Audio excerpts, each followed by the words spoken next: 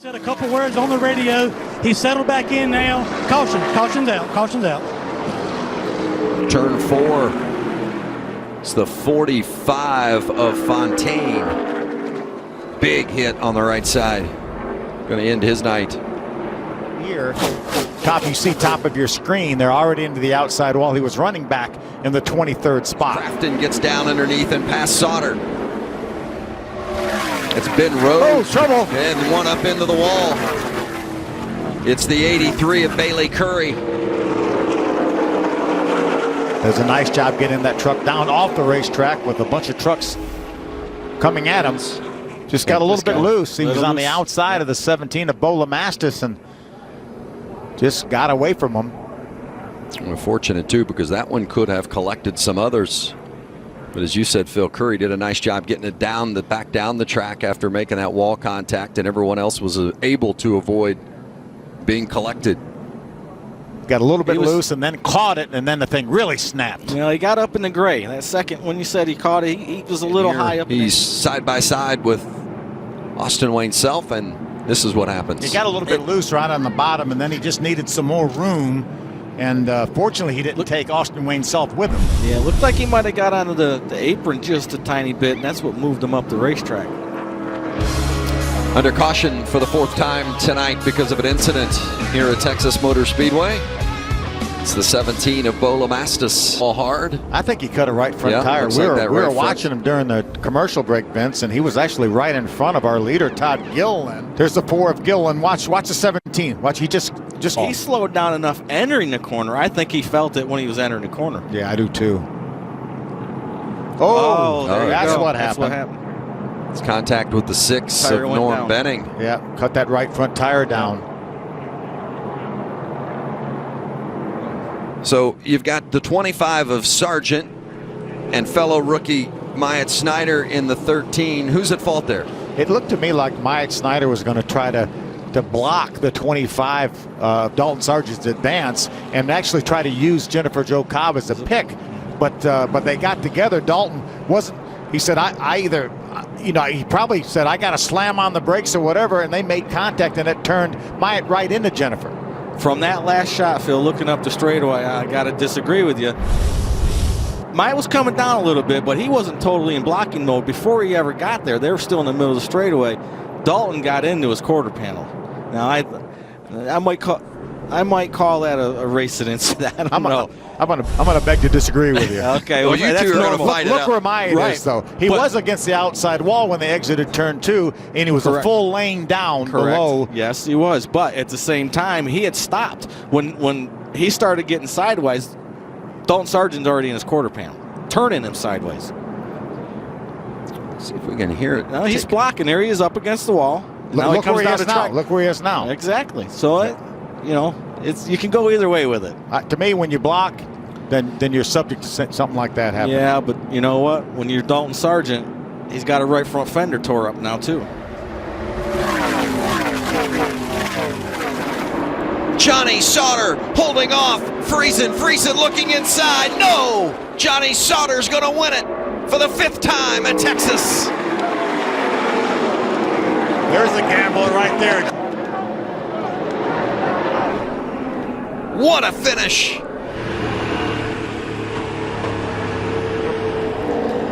And we're back to Michigan International Speedway. The 19 of Brandon Jones has gone around. They were running in the pack there, and well, guys, we'll have to take a look and see what exactly happened with Brandon Jones. He was right in the middle of the Justin road. Allgaier was all but wrecked there as well. Really fortunate for both those guys because Brandon was loose dead in the center of the turn, and it went for a long slippery slide. I didn't see where that he was particularly close to any other cars. There was no one right on his rear bumper. He didn't have anybody on his outside, and I'm happy to be right here right now. Oh, we got a crash here. 20 of Christopher Bell. Yells out. Into the wall, we just talked about him. Yeah, at the right rear quarter. Yeah. They killed the right rear quarter. Man, I wonder what happened Here it is. Just gets loose. Wow. He wasn't really out of the groove. He was up in the upper part of that darker area of the track, but I would have thought that it wouldn't have been any slicker up there than it was a bit lower. Yeah, I mean, the only thing I think is a little bit to the right side, and these cars handle better when you have a little bit to the left He side. knew right there, we got to spin. That's Alex LeBay. The 8 of Cesar Baccarella. Third caution of the afternoon. You can see some damage to the nose of the 36 of LeBay. He had raced well up inside the top 15 and had it all go away there. Down on the bottom and slides up. Bottom left of the screen, they come into your picture there. You can see LeBay just gets loose down low and spins, and watch Baccarella in the 8 car coming, trying to get low, getting low. Just cut her too tight, Joey. Yeah, when you're on the brakes, he's turning a lot. And he's he didn't hit him. Out in front of them, Brandon Hightower, unbelievable job in the 55, keeping that thing in line. And you see the splitter on a 36 car. All he did is get in the grass a little bit and ripped it off, but the grass is so wet and heavy and muddy right now, it just ripped that splitter right off the car. That's a hard line to hold, isn't it? Down on the bottom like that, and LeBay just had it slip away from him. And just fun to watch Baccarella slip through there. And look at Yaley in the 38. He had to be right on his toes as well.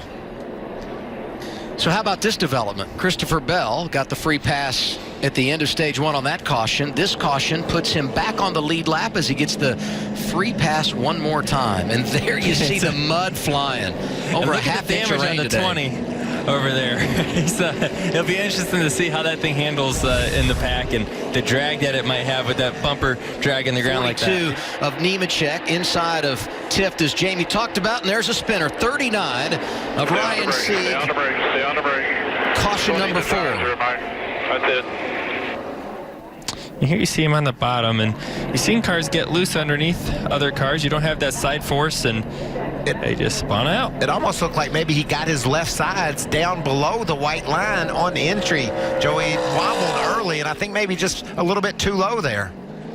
Yeah, and it work. And as we talk about Kyle Busch and his aggressive move down low, we get a caution for the 5th time today, and that's going to be the 15 of Matt Mills. Now what do you do? What do we do? Let's see what happened at a 15. He hit the wall pretty hard. There you go. It looks like a right front tire. That's going to hurt. Oh.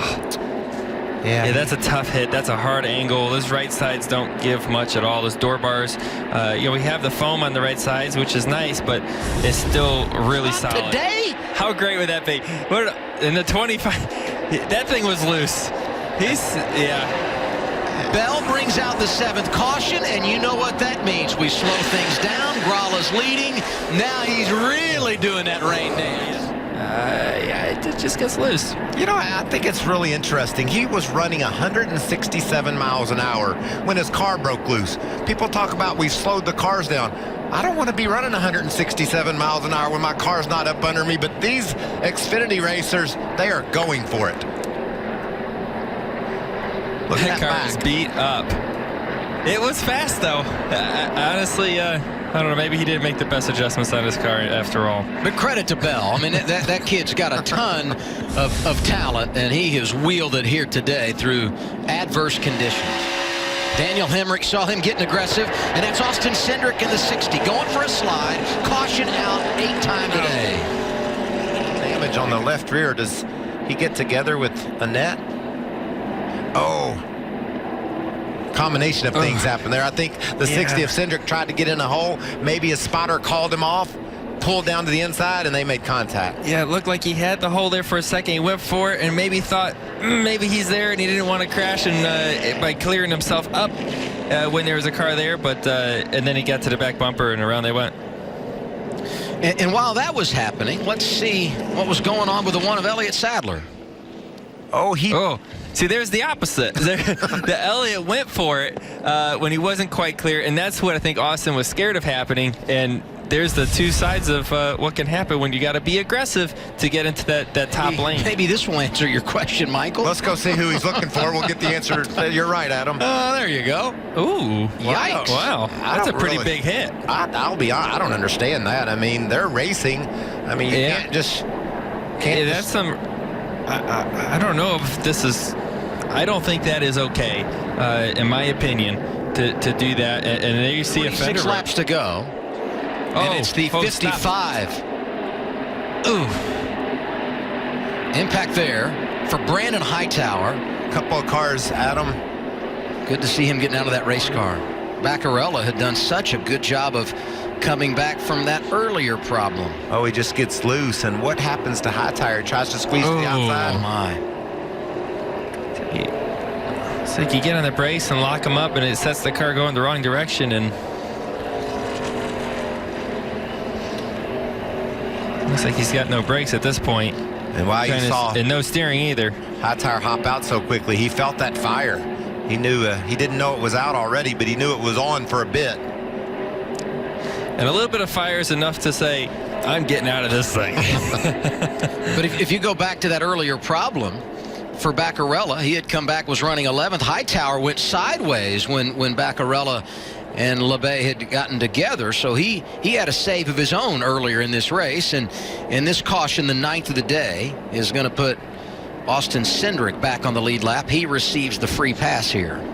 And he doesn't have a whole lot of damage to his car either. I think that he could be still competitive if we can get this thing back to green. Down low. The bottom lane has to stay disciplined here for it to maintain down this backstretch.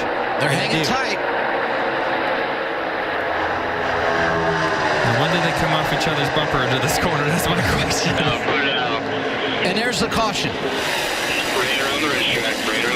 Oh, and it was Austin Dillon by a nose. And nothing changed the whole lap there. Austin Dillon was leading. And we see the precipitation is getting heavier now. And that very well might be what ends up. Harvick does. Maybe not so good getting in the corner, but when he gets trouble. David Reagan up and in the wall. Bubba Wallace goes for a spin. Whoa. And everybody else gets by. That'll put us under caution at lap 36. No damage to the 43 of Bubba Wallace. I'm wondering, as they were battling for 26, did they make contact or did he just try to avoid the 38? You can see they're side by side going into turn 1. Sparks from the 43 where the car bottoms out a little bit. Oh, he's going to get Bubba loose. Oh, yeah, he got loose. And then, bam, right there, they did make contact. Wow. These cars, it's so hard to describe, especially with the right side tire that has to be as durable as Goodyear has to bring here because of these high speeds. It's so edgy from being underneath you to just stepping out. I hate that for David Reagan. I do too. Nice guy, second generation driver from Georgia. Had some good runs, but had some rough finishes this season. Mike, we're way over 200 mile an hour going into turn trouble. Spin in turn 4. Down to the inside is Matt Kenseth, driving his final race in the Roush Fenway number 6 until September. He was battling right there. Was that McDowell maybe that he was battling with? Looks like maybe the air off that car could create a little bit more of a loose condition as well. 4 wide, behold, spinner, turn 4, and around goes Daniel Suarez. I got you right here. Splitter looks intact. A little damage to that right side. Yeah, got a right front tire down from the spin. I think he's fine. They were 4 wide. He and Paul Menard got together at the least. 19 on the right corner of your screen underneath the 21 of Paul Menard. He's as low as he can go to the white line. Slides up. Oh, yeah. Oh, I think the 17 of Stenhouse maybe was right on his bumper, got him loose. Yeah, well, he was in a bad spot, 19 was. He had the 21 on his outside, and then Ricky Stenhouse stuck his nose in there, and the car just got around on him.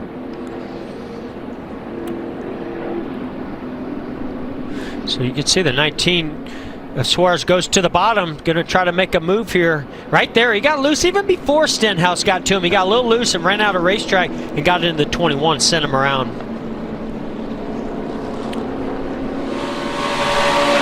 This ought to be a good view of this.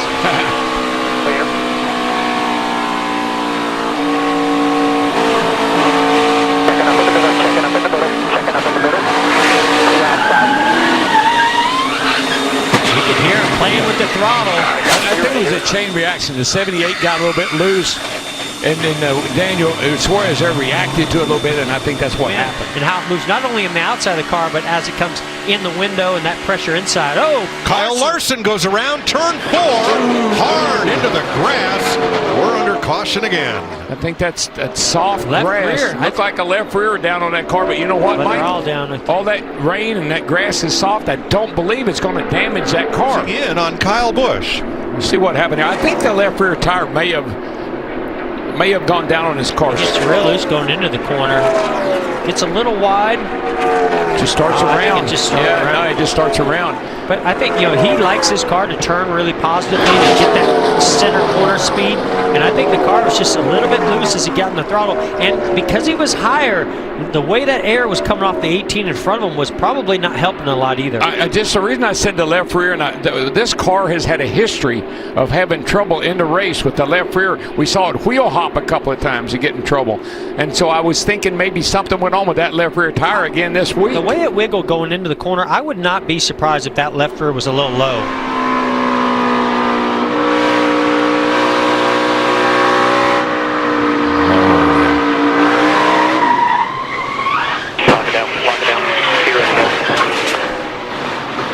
Pretty big impact when that nose dug into the grass.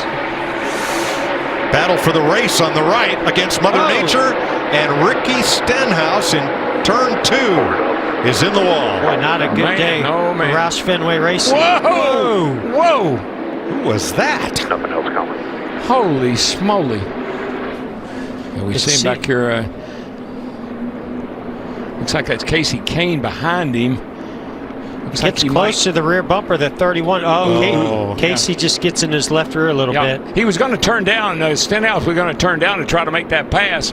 Casey Kane was there. Looked a little like Stenhouse might have had to pedal it for Ryan Newman just in front of him. And I think that's what Kane saw, was he saw where the 31 was backing up a little bit, started to go low, and so did Stenhouse. Yeah, that's not on. That's not Ricky's fault. That's just racing. That's a racing deal was there. just pure racing. But boy, was this close. When he comes down the racetrack, yikes. Kyle Larson's view. Stay low, keep coming. No problem, yellow's up, half back, inside 37. And now you'll see DJ Kennington make a quick move. I guess that wasn't as close. They've called it. Clint Boyer and Mother Nature win Michigan. Yeah, baby. Mike Bugger Ravage, he's excited. That's their second win this year, guys.